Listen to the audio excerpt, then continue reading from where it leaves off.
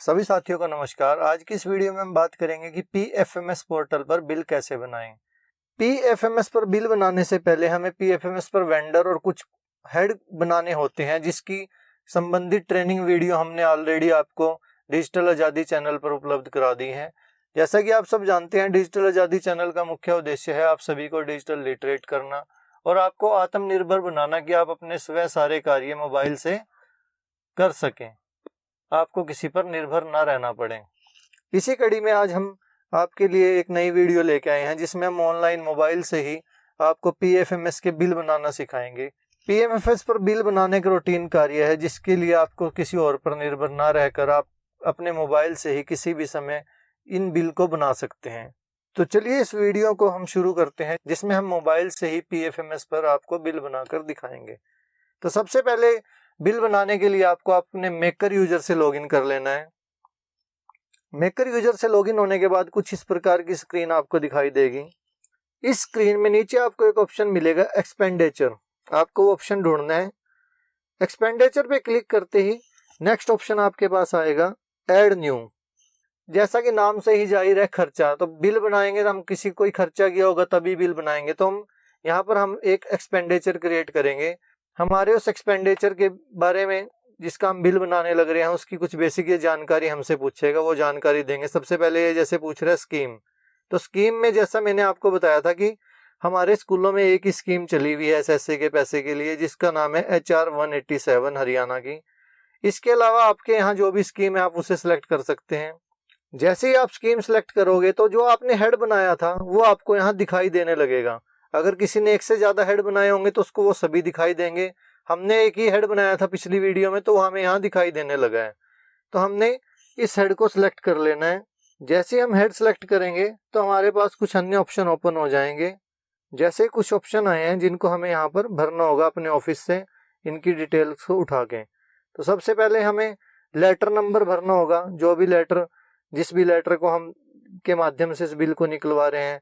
इसके लिए अगर आपके पास लेटर नंबर नहीं है तो अपने एक रजिस्टर लगा सकते हैं और उसमें एक ऑर्डर बुक का या किसी का भी नंबर लगा के उसका भी यहाँ पर लिख सकते हैं।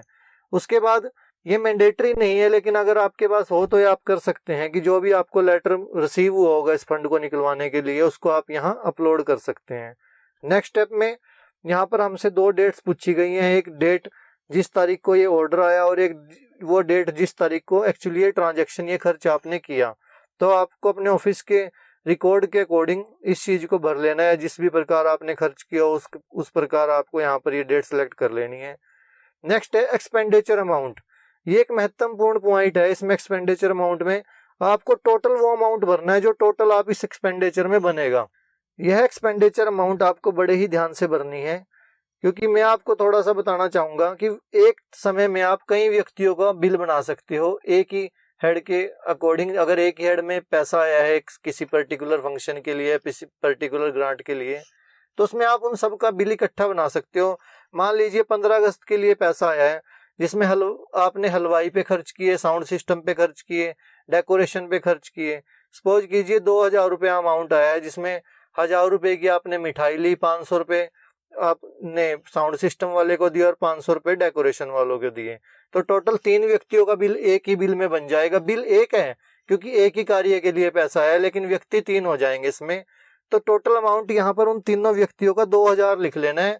और वो 2000 जब भी बने, जब आप उन तीनों को उसको आपस में बांटे। अगर इसमें कोई प्रॉब्लम हुई तो बिल बनाने में थोड़ी समस्या आ सकती है, तो इसको थोड़ा ध्यान से करें।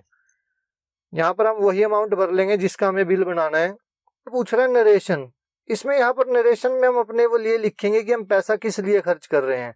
नरेशन हम अपने अकॉर्डिंग कोई भी नरेशन बना सकते हैं जिसको हम इजीली याद रख सकें और अपने वाउचर या अपने एक्सपेंस रजिस्टर में लिख सकें। नेक्स्ट इसमें है कंपोनेंट। अब इस हेड के अंदर जो जो कंपोनेंट आपने सिलेक्ट किए थे वो सभी आ गए।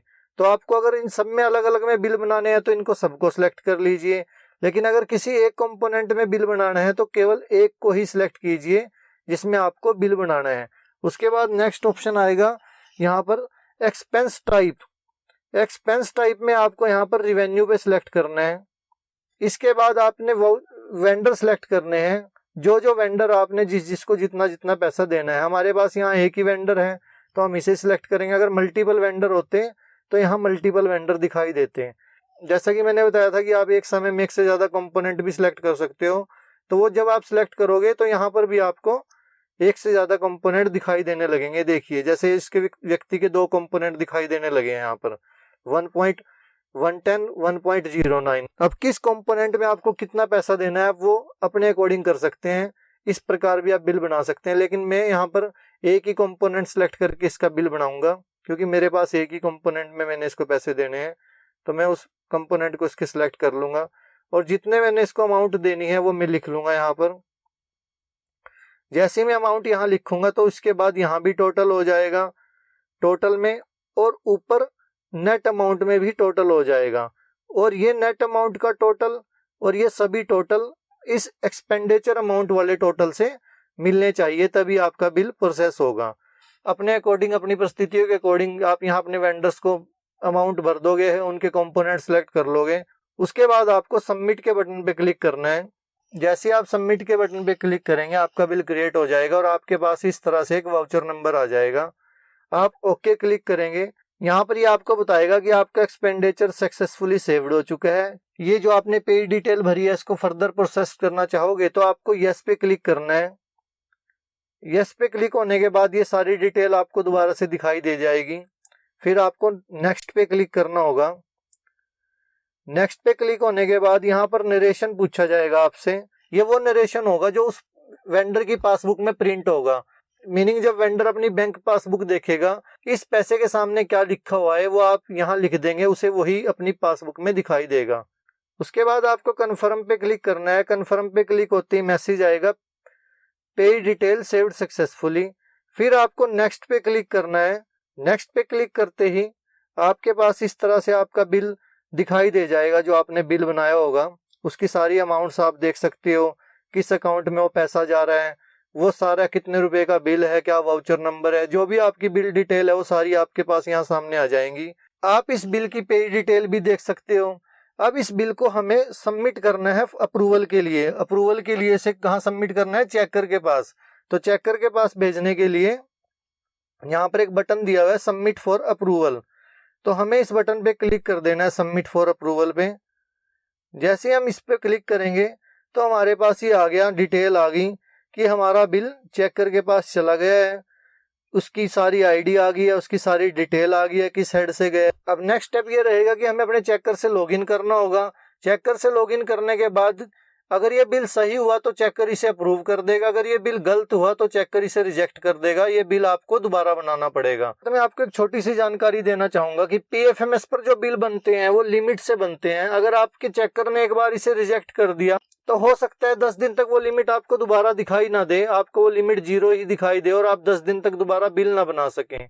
इस चीज को ध्यान रखते हुए आप पहले से ही अच्छे से अपना बिल बनाए ताकि चेकर से उसे रिजेक्ट करने की जरूरत ना पड़े और वो चेकर से इजीली एक्सेप्ट होकर बैंक में चला जाए।